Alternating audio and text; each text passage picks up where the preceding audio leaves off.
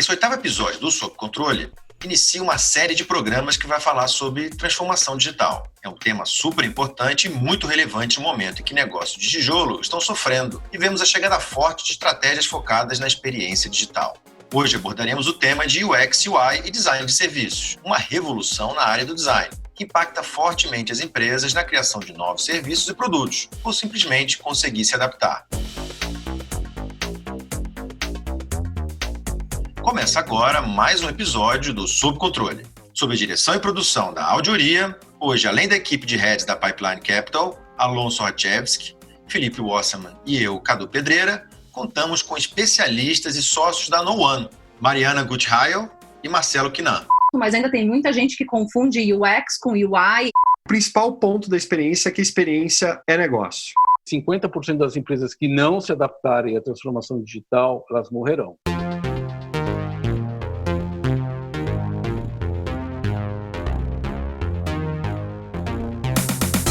Alonso, sobre a transformação digital e o impacto na economia. O que o tema está ajudando?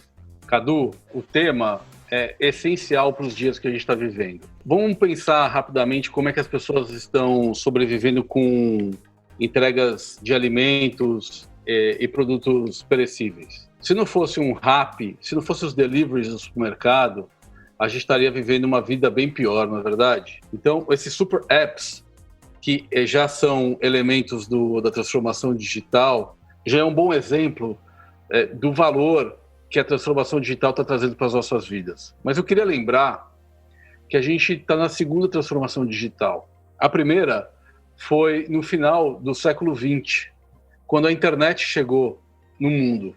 Nós precisamos lembrar que a primeira transformação, que não era chamada digital, e sim a própria internet, ela surgiu para as pessoas desenvolverem sites.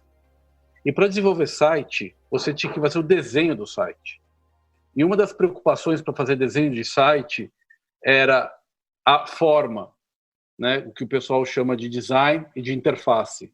E isso tudo nasceu através de uma disciplina chamada UX, User Experience. Mas era um User Experience orientado para telas, no caso de computadores, porque celulares ainda não eram relevantes. Foi aí que surgiu os primeiros profissionais de UX. Eu lembro que em 1997 eu tive o meu primeiro profissional de UX, onde eles desenhavam sites em PowerPoint.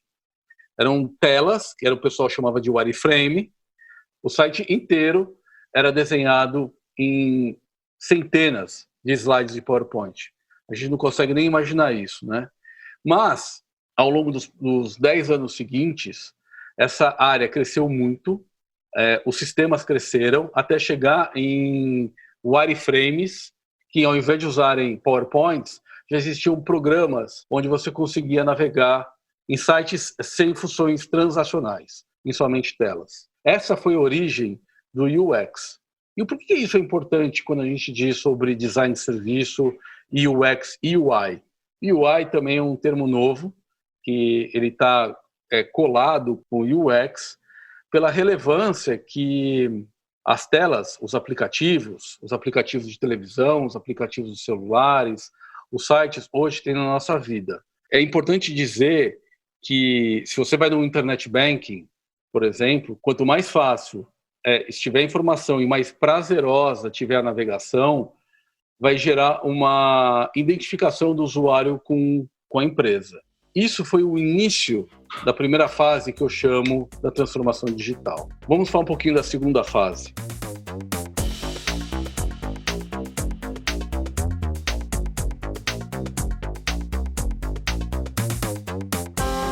Essa segunda fase é onde o mundo digital entrou na vida das pessoas, onde as pessoas começam a comprar por e-commerce, comprar pelo Mercado Livre, comprar da China, do Alibaba e, mais recentemente, dos super apps como iFood, como Rappi da vida. O que isso começou a mexer com a economia?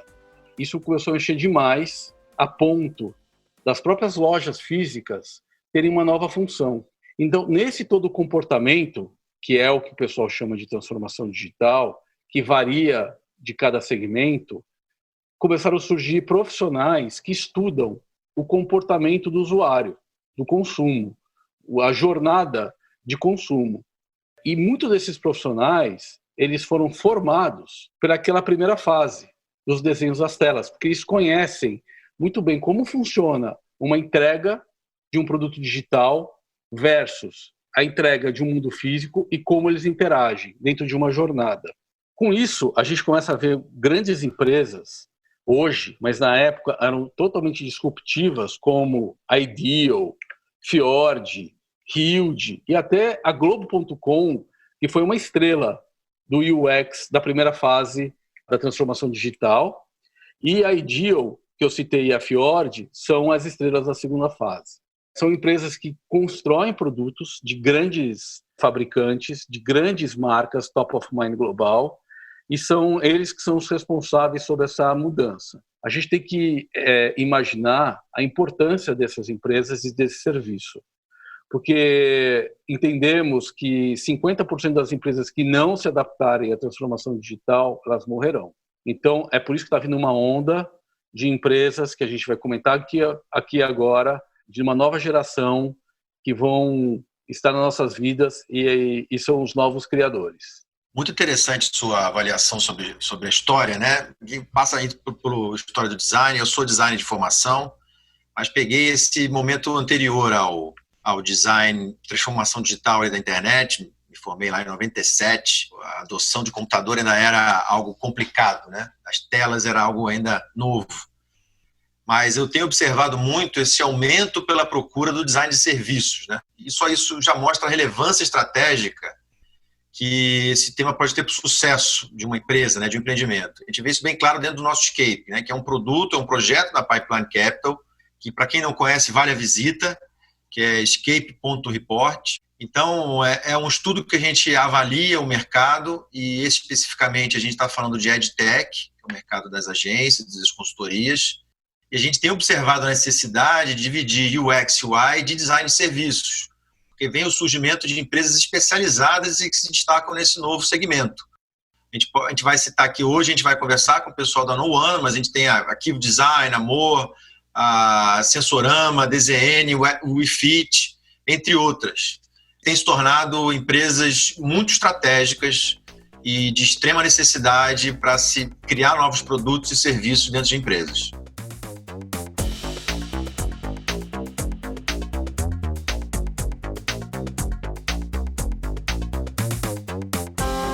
Cadu, eu queria fazer também um testemunho sobre a No One, que vai ser nossos convidados de hoje, e como eu os conheci. Quando a gente pesquisa as empresas pelo Escape Report, e a gente conversa com muitas delas, semanalmente a gente conhece muita gente talentosa. Quando a gente conheceu a Mari e o Kinan, e vimos, eu lembro como fosse ontem, uma reunião eu e você juntos, né, com o Kinan, mostrando toda a metodologia e processo de pesquisa, e depois dos resultados que eles fizeram com a tecnologia, foi aí que caiu uma ficha da teoria e do que é transformação digital colocando na prática. É impressionante o que esses guris fizeram com grandes empresas do Sul e do Brasil afora. E é por isso que a gente convidou eles, porque eles não são tão garotos. Tanto o Kinan quanto a Mari têm uma história bem legal, e são veteranos da internet brasileira, do mundo digital, e eu acho que eles são referências para o mundo do design de serviço. Bom, gente, vou começar aqui com o pessoal da No One, a Mari e o Kinan. O que seria a No One? Tudo bom, Cadu? Tudo bom, pessoal? Tudo Obrigada bem? Pelo convite. Vamos lá, a No One é uma consultoria de design estratégico, tá? E a gente trabalha basicamente desenhando recursos e insumos para uma transformação digital bem informada, tá? Então, a gente entende que transformação digital é esse processo de a tecnologia impactando profundamente o comportamento das pessoas e as empresas tendo que desenvolver capabilities para conseguir atender essa velocidade. A gente ajuda entendendo quais são essas mudanças do comportamento das pessoas e plugando as duas coisas, né? Então, ajudando a desenvolver produtos, serviços, desenhando experiências e colocando os capabilities nas empresas para que elas consigam fazer essa virada e realmente se tornarem user-centric. Muito legal. E como funciona o processo de vocês? Bom, o nosso processo tem como ponto de partida o usuário. A gente vai a campo, entende os usuários, como estão seus comportamentos, o que eles estão sentindo, o que eles estão querendo, o que é valor para eles, e tenta costurar isso e vem costurando isso de forma estratégica para gerar insumos para que essa organização possa prover uma boa experiência, gerar uma melhor experiência para esse usuário. Então, para isso, a gente faz uso de pesquisa, bastante pesquisa. A gente tem uma área inteira de pesquisa dentro da No1. A gente tem uma outra área, que é a área de estratégia, que faz a ponte entre o que descobrimos em campo e os objetivos do cliente. E uma área que a gente chama de artefatos, que basicamente é quem dá forma para toda a estratégia que a gente está criando. Acho que é importante dizer também que isso tudo, obviamente, está super conectado com a estratégia do cliente, com quem ele quer ser e aonde ele quer chegar, né? Então, existe muito esse plug de entender para onde o cliente está indo e para onde os clientes dos nossos clientes querem que ele vá, que tipo de valor que eles estão vendo nessa organização, como é que a gente pode fazer esse match aí de uma forma muito mais efetiva. Eu queria perguntar uma coisa para vocês. Onde vocês aprenderam tudo isso? É um processo de vocês da No1? É um processo do mercado? Como é que vocês chegaram nessa metodologia? É uma metodologia bem autoral, viu, Alon? A nossa base de trabalho é o design de serviço, né? Então, que é irmão do design thinking, que é uma metodologia que acho que ficou muito em voga aí nos últimos anos, por ser uma metodologia que trabalha com valores muito contemporâneos. Mas a gente vem evoluindo isso nos últimos 7 anos. Então, eu trouxe muito a minha bagagem de inovação aí de 13 anos trabalhando com inovação antes da No1, o Kinan, que vem de tecnologia, que vem do design, que vem de uma coisa um pouco mais da programação, e a gente, do desenvolvimento mesmo, né? E a gente vem evoluindo isso nos últimos anos muito, muito perto, muito junto dos nossos clientes. E como a gente tem um envolvimento muito grande com a operação e com a forma como os nossos clientes operam, com a forma como eles trabalham e o que eles realmente conseguem fazer com as ferramentas que a gente está entregando, eu acho que é justo dizer que os nossos clientes têm um papel muito grande nisso. Então, essa evolução da metodologia, ela acontece muito por compreender o que realmente está funcionando e o que não está funcionando na prática. Acho que em alguma medida a gente usa a própria lógica do design de serviço para evoluir a forma como a gente mesmo trabalha, né? Acho que mistura duas coisas, o fato de sermos designers, inclusive designers de metodologias, porque basicamente é uma forma diferente de chamar o design de serviços, né? Uma metodologia não deixa de ser um serviço. Então, juntando o fato de sermos designers de metodologias com o fato de adorarmos fazer um hackeamento dessas metodologias, né, um hacking dessas metodologias, isso acabou gerando uma metodologia autoral, uma forma autoral de trabalhar, que obviamente a gente vê reverberações dessa mesma forma em outros negócios, em outras empresas, mas que não são exatamente como a gente está fazendo. Então, eu acho que o lugar onde a gente aprendeu a fazer o que a gente faz é em casa. Acho que, sintetizando, é isso. E sem querer alongar a resposta, mas eu acho que é importante trazer que esse é um mercado que ainda está amadurecendo, né? Ele ainda é um mercado de informação. Então, quando a gente olha para os principais jargões do nosso segmento, eles podem ter manifestações muito diferentes dentro das organizações. Então, quando a gente fala em fazer um mapeamento de jornada, ou quando a gente fala em construir uma experiência, isso pode ter facetas muito diferentes. Então, vocês mesmos já estão explorando esse assunto, mas ainda tem muita gente que confunde UX com UI e acha que construir uma experiência é construir uma sequência de telas e um fluxo de navegação, quando na realidade a experiência vai muito além disso. Ou quando a gente está falando de mapeamento de jornada, tem gente que interpreta isso como um mapeamento de touch points, ou tem gente, assim como nós, por exemplo, que começam lá na motivação, que é o que faz com que o usuário realmente queira consumir algum produto ou serviço de uma organização. Então, isso também faz com que muita gente tenha que desenvolver a sua própria visão a respeito das coisas, e é o que a gente vem fazendo há muito tempo, e acho que a gente tem, da nossa forma, contribuído também com o amadurecimento desse mercado, mas também com a visão que os nossos clientes têm desse universo.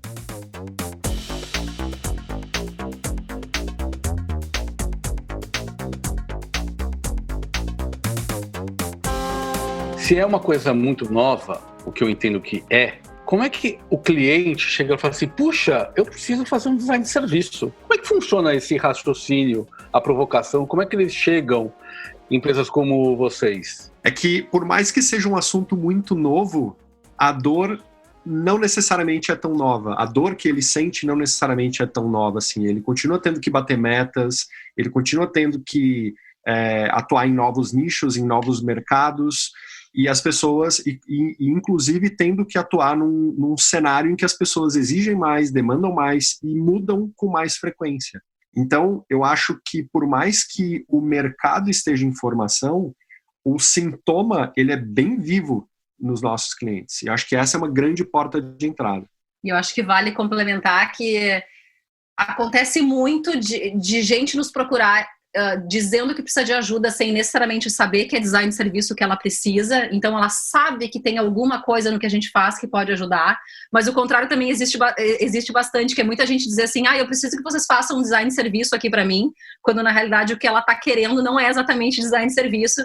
E eu acho que aí entra de novo o papel de organizações como a nossa, de ajudarem a evolução do mercado, do entendimento de o que serve para quê, até onde cada coisa vai. Eu acho que teve um fenômeno recente aí dos workshops, né? Então, muita gente começando a vender workshop e gente achando que isso era um oráculo, né? E que o workshop poderia resolver tudo. Ele não resolve tudo, ele tem uma profundidade limitada.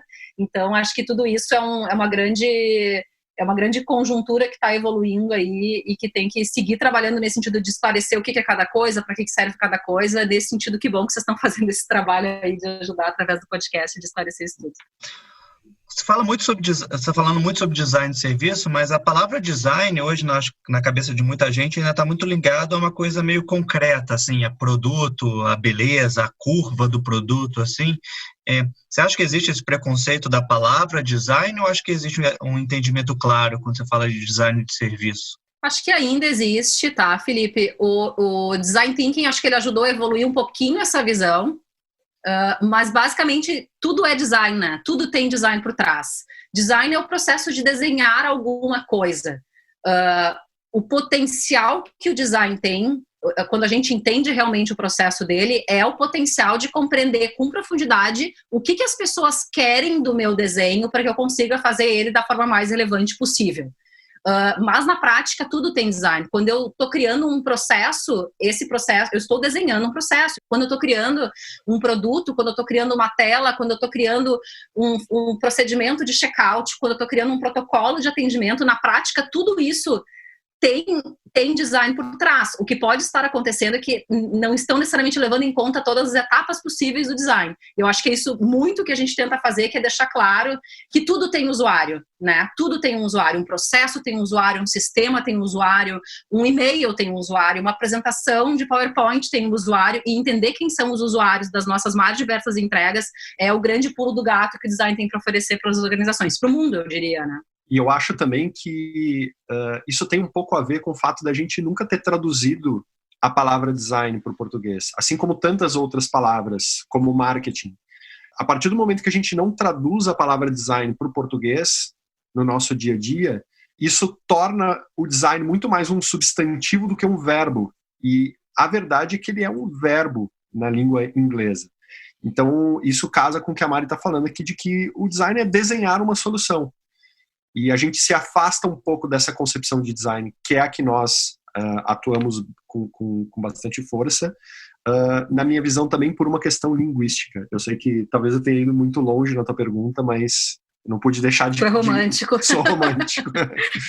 Eu tenho outra pergunta para vocês. Quanto tempo dura um projeto, em média? Cara, assim, se eu tivesse que generalizar, em torno de 3 a 4 meses, tá? Porque tem empresas que estão com mais pressa e pedem para fazer menos tempo do que isso dá, tem empresa que tem mais tempo, quer fazer mais tempo do que isso dá, mas 3 meses a gente acha que é um pouco um sweet spot, assim, a gente consegue fazer um deep dive, né, então ir com profundidade no que as pessoas realmente esperam, a gente consegue traduzir, sintetizar isso. Eu acho que esse é um superpoder do design muito importante, que é o poder de síntese que a gente tem, como é que a gente traduz a informação do campo, né, do que as pessoas estão falando, de para onde o mercado está caminhando, realmente em estratégia, e o tempo de tangibilização e desenho, o storytelling, todo o desenho de entregas efetivamente em cima disso, mas de 3 a 4 meses, Alan. E o que acaba acontecendo também é que nesses projetos que como a Mari falou, demoram de 3 a 4 meses, acabam surgindo outras questões que também devem ser visitadas no seu tempo a seu próprio tempo.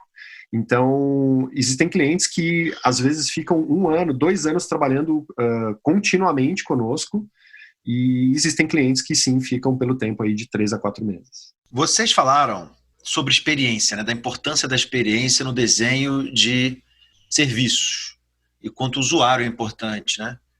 Queria saber de vocês como vocês definiriam experiência.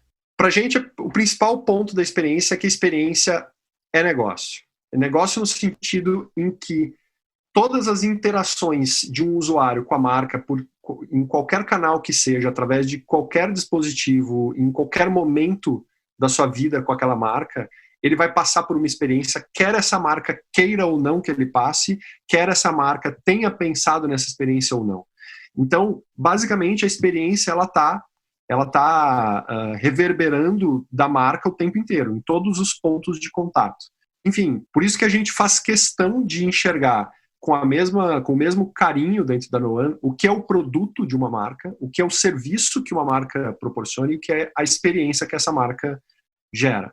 Por quê? Não tem como você dissociar o carro que você compra do serviço de assistência técnica desse carro, de oficina desse carro, e da experiência que você tem ao dirigi-lo, se você é feliz com esse carro ou não. São 3 coisas indissociáveis, e olhá-las completamente separadas, com estanques, não ajuda a resolver alguma questão ou a encantar mais ou a gerar uma melhor experiência. A gente tem que olhar as 3 de forma integrada.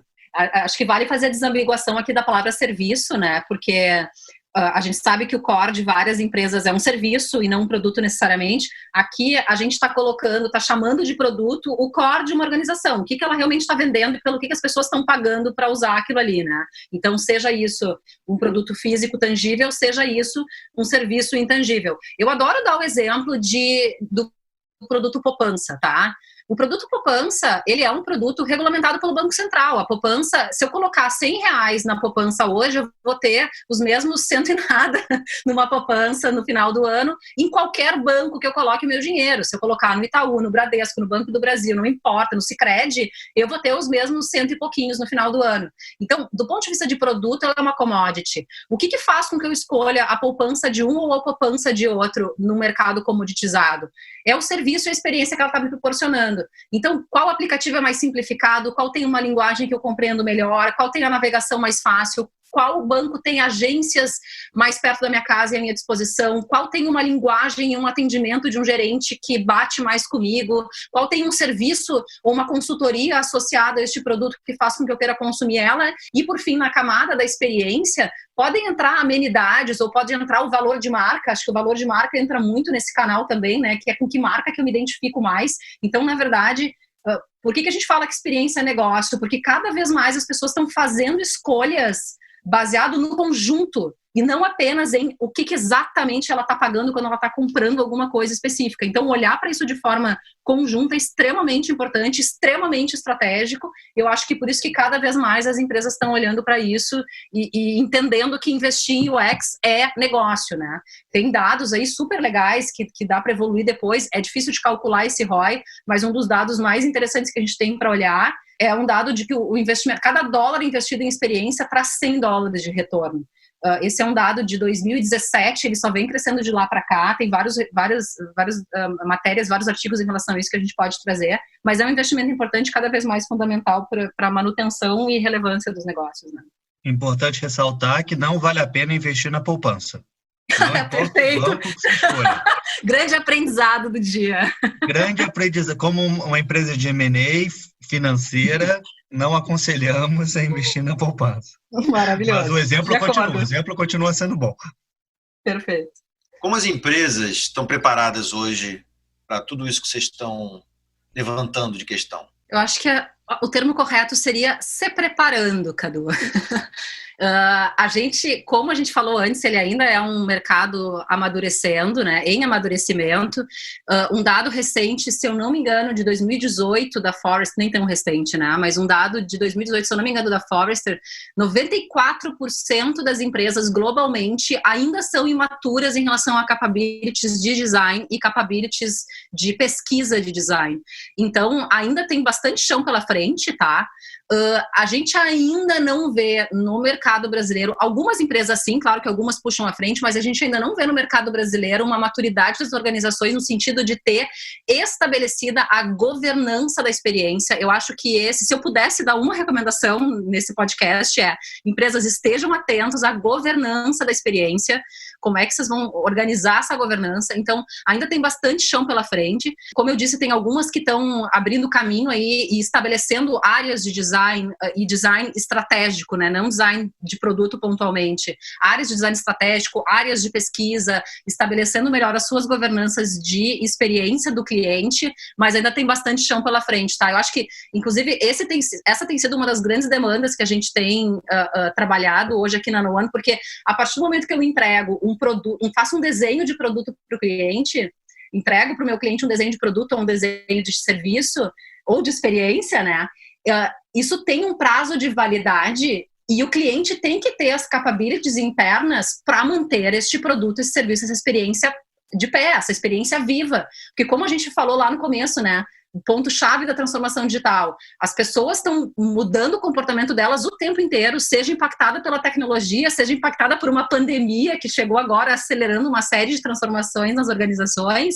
Para manter o dedo no pulso, ela precisa se organizar, ela precisa se estruturar. Então, muito do que a gente está enxergando hoje é isso. A gente entrega um produto e um serviço, e aí tem todo um lastro de trabalho que tem que ser feito de garantir que as empresas consigam se estruturar para manter esse vivo, para manter esse produto relevante, para estar constantemente com o dedo no pulso dos seus clientes e do que eles esperam em relação à sua organização. Vocês ainda se surpreendem com alguma coisa quando vocês entram numa empresa e vem uma situação lá, isso ainda chega a surpreender vocês? Eu concordo que realmente as empresas estão se preparando, mas eu imagino que ainda tem algumas empresas que estão muito lá atrás.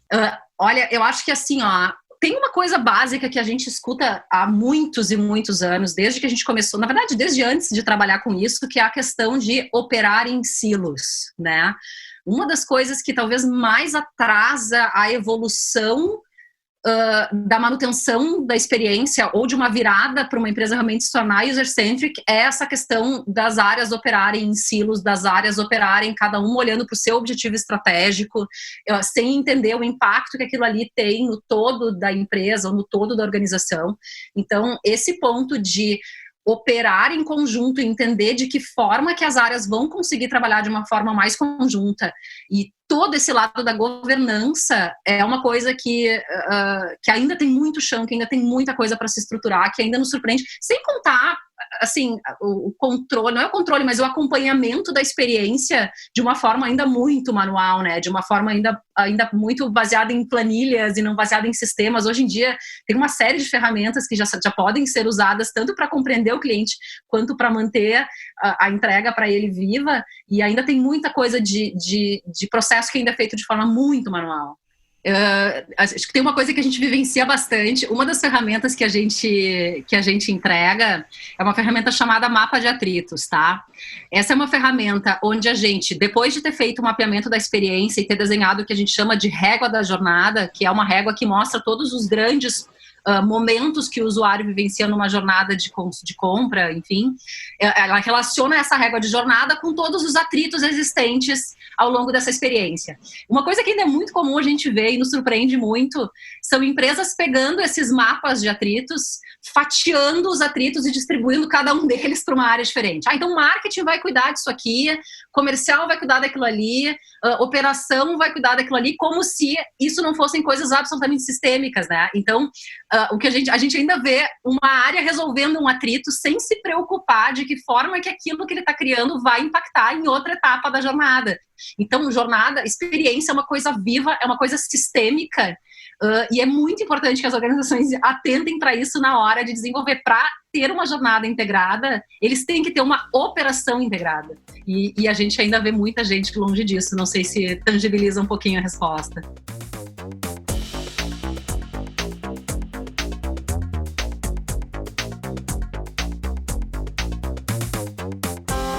O que eu ia complementar é que uma coisa que me surpreende muito nos clientes é a ausência de definições em relação a o que é, por exemplo, transformação digital, o que é experiência e, às vezes, até mesmo o que é inovação para os clientes.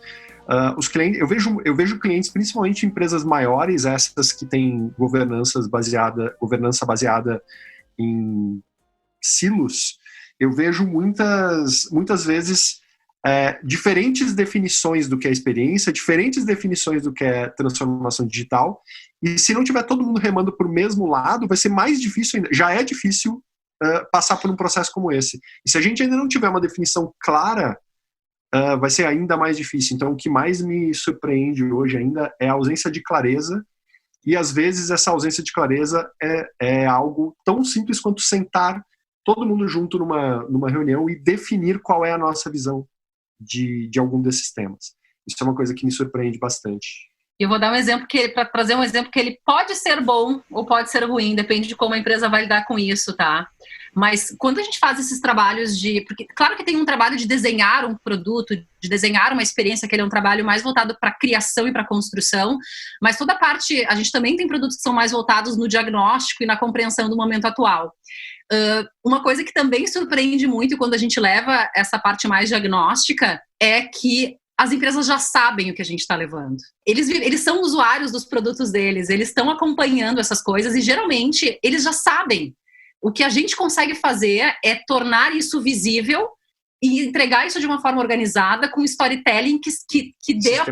Sistematizado, exatamente. Com storytelling que ajuda eles a agir em cima disso. Mas eles já sabem. Então, se tem uma coisa que me surpreende e que talvez aí fica como recado tem muita coisa que vocês já sabem. Como é que vocês sistematizam isso para realmente conseguir agir? Então, esse é um ponto bem importante.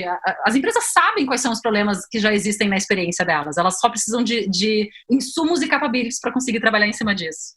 Bom, eu tenho ouvido muito por aí que um dos principais agentes da transformação digital é um tal de Covid-19. Ele tem transformado e tem acelerado os processos de transformação digital em empresas. E a gente sabe que o mundo nunca mais vai ser o mesmo depois disso tudo, né? O que vocês acham sobre que o efeito corona vai ter no modo que a gente trabalha e que a gente consome? Primeiro lugar, a gente está tentando, como todo mundo, tentando entender exatamente o que está acontecendo e para onde as coisas vão caminhar agora. Inclusive, a gente publicou há 2 semanas atrás um reporte chamado Futuro Tensionado, onde a gente analisou um pouco de que forma que as mudanças de comportamento que estão acontecendo agora com o Covid vão impactar produtos, serviços, experiências. Quem quiser acessar é futurotensionado.noone.is. Mas acho que tem um ponto bem importante de trazer nisso tudo, que ainda tem gente que acha que transformação digital é digitalizar os seus canais. E com certeza digitalizar os canais faz parte da transformação digital, mas transformação digital é sobre a gente entender exatamente o que está acontecendo com os nossos usuários, o que eles estão esperando da gente e colocar para dentro da empresa as capabilities para que eu consiga estar sempre da melhor forma atingindo essas necessidades e evoluindo o negócio a partir disso. Então, vamos lá. Sim, gente, o Covid acelerou a necessidade de digitalização dos canais, em especial para os produtos ou para as empresas, para os negócios que eram dependentes de pontos físicos, né? Mas num primeiro momento, sim, eles tiveram que ser muito ágeis em relação a isso. E se tem uma coisa que a gente aprendeu em todos esses anos trabalhando com esse universo, é que no caos, o melhor das pessoas aparece, a colaboração ela aparece de uma forma muito forte, as pessoas têm que trabalhar muito juntas para fazer as coisas acontecer. Vai ser muito importante que as empresas não esqueçam disso daqui para frente. E que quando as coisas começarem a voltar ao normal, ou ao novo normal, como também tem muita gente falando, elas têm que manter este ritmo de celeridade na tomada de decisão e no aumento da instrumentalização, do desenho de recursos, da revisão das suas estruturas para conseguirem manter esse entendimento e essa agilidade na tomada de decisão. Mas muito importante, o que está mudando no comportamento das pessoas é um ponto que as empresas têm que olhar. Elas precisam olhar para isso, não como forma de buscar a certeza. Eu não vou ter certeza do que vai acontecer. Se alguém disser que tem certeza do que vai acontecer daqui a 6 meses ou daqui a 12 meses, eu particularmente não acredito. Eu acho que existem possibilidades.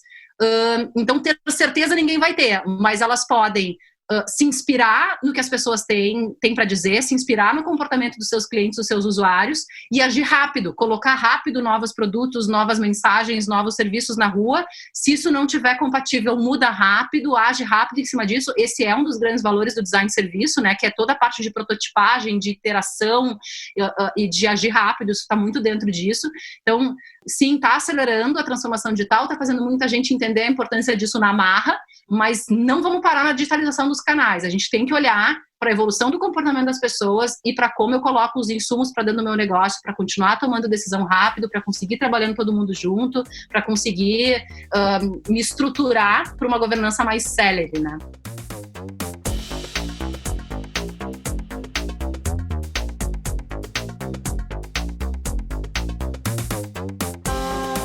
Então, Mari e Kinan, qual o futuro que vocês enxergam para o segmento? Cara, eu acho que é próspero, tá? Eu acho que cada vez mais as empresas vão ter que colocar esse tipo de metodologia e de informação para rodar dentro das suas estruturas. Eu acho que o nosso negócio, o nosso segmento ainda enfrenta um desafio que é conseguir espaço para sentar no C-level. Então, claro que já tem muita gente que tá se abrindo para isso, que está trazendo o design como um assunto estratégico para a organização, mas as organizações também precisam entender que falar de design de serviço é falar de negócio e é falar do futuro da organização. Então, esse é um desafio grande que a gente ainda tem. E eu acho que ainda temos também o desafio dos dados, de integrar os dados com mais volume, a tal da Big Data, né? Então, trazer esses dados que estão sendo gerados cada vez mais, de forma cada vez mais intensa, integrar isso à informação qualitativa para realmente conseguir gerar valor. Eu realmente vejo com muitos bons olhos, não é à toa que a gente está aqui, né? Que a gente está apostando na No1 como negócio, mas a gente está vendo um crescente interesse, um crescente desejo das pessoas entenderem sobre o que isso se trata, que valor que isso pode trazer. O desafio do ROI, ele ainda é um desafio importante, já que a gente está falando de uma coisa tão sistêmica, a gente basicamente está falando de tudo, né? A gente toca todos os pontos da organização, seja dentro, seja fora, mas eu acho que tem muita coisa para vir ainda pela frente, muita coisa boa. Eu enxergo também que é um futuro de bastante convergência, como em qualquer década na história do design. O design, ele é generalista e agregador por natureza, vamos dizer assim. Então, o design, ele acomoda a tecnologia, ele acomoda dados, ele traduz muito bem uma área para outra. E o maior desafio que eu vejo, falando extra No1, né, não só da No1, falando do segmento mesmo, é a formação, porque não são disciplinas que você consegue uma destreza boa com pouco tempo de atuação. Então, existe toda uma formação de pessoas que eu acho que é um grande desafio para todo esse nicho, que é um nicho ainda pequeno e com muito potencial. Mas, enfim, eu vejo um futuro bem agregador. Mari, Kinan, muito obrigado pela aula que a gente recebeu hoje, particularmente eu, que sou muito fã do trabalho de vocês, e a gente sabe da importância da No1 para esse novo mercado que a gente vai ter pela frente aí. Esse foi o 8º episódio do Sob Controle, o podcast semanal da Pipeline Capital. Esperamos o seu comentário ou sugestão para o nosso programa através do nosso WhatsApp 11 5199 0880. Para seguir a Pipeline Capital no LinkedIn, você já sabe. Acesse linkedin.com/company/Pipeline Capital. E até o próximo episódio. Este podcast contou com a produção executiva de Risa Soares, direção de conteúdo de Will Prestes, edição e sound design de Luiz Felipe Lamusse e trilha e identidade sonora de Frederico Eliodoro. É uma produção em parceria com a Pipeline Capital, uma boutique de M&A com gestão. Sob Controle é mais um podcast Audioria. Claro, gente. Money. Alon e Felipe, querem comentar algum ponto em cima desta resposta? Falta muito para acabar?